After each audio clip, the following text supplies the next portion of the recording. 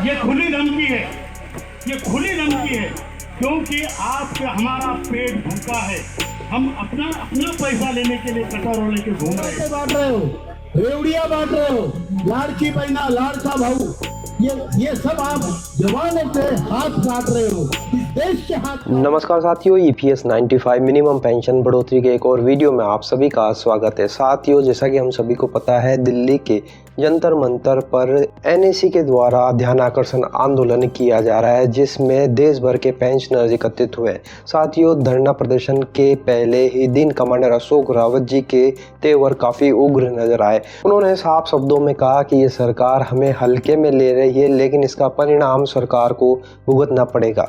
जब विभिन्न सांसद मंच पर मौजूद थे, तब भी कमांडर अशोक रावत जी काफी क्रोधित नजर आए और उन्होंने कहा कि सरकार रेवड़ियां बांट रही है, जिनको जरूरत नहीं है उनको लाभार्थी योजनाएं दे रही, लेकिन जिनका हक है, जो अपने हक की लड़ाई का पैसा मांग रहे हैं, उनको सरकार टरका रही है और मात्र आश्वासन देकर आज तक बसती रही है। लेकिन अब ऐसा होने वाला नहीं है और वृद्ध पेंशनर अपना जलवा दिखाने के लिए तैयार है और इसका परिणाम आगामी विधानसभा चुनाव में बीजेपी सरकार को देखने को मिलेगा। तो साथियों, कमांडर अशोक रावत जी के तेवर काफी तेज नजर आ रहे हैं। तो चलिए सुनते हैं उन्हीं के शब्दों में वो क्या कह रहे हैं दिल्ली के जंतर मंतर से। बराबर है कि नहीं? ये खुली धमकी है, ये खुली धमकी है, क्योंकि आपके हमारा पेट भूखा है। हम अपना अपना पैसा लेने के लिए कटोरों लेके घूम रहे हैं और आपको फिर भी शर्म नहीं, तो हमको भी शर्म नहीं, हम भी बेशरम।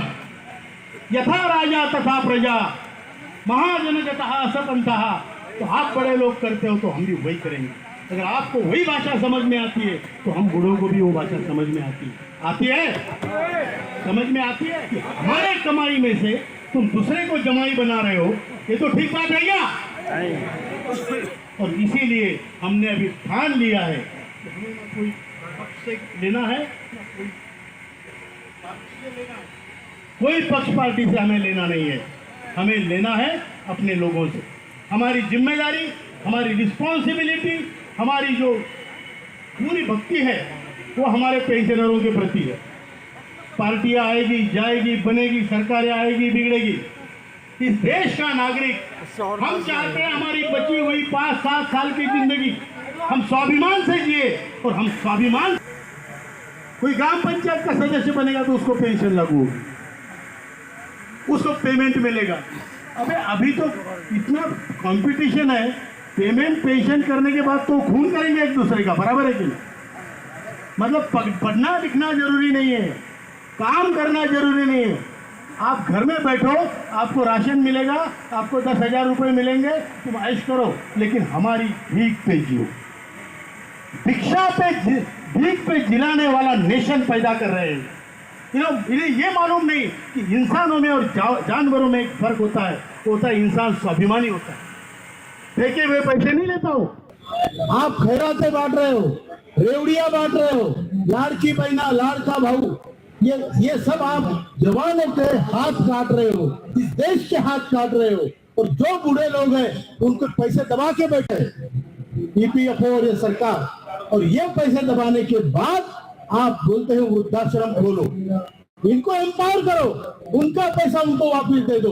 10,000, 7,500 रुपए और महंगाई भत्ते की हमारी मांग। आपसे प्रार्थना है सर कि हमारा ये मुद्दा आप सुलझाइए, इसको उठाइए और आप एक इतने बड़े क्रांति का हिस्सा बनिए, आप पुण्य कमाइए।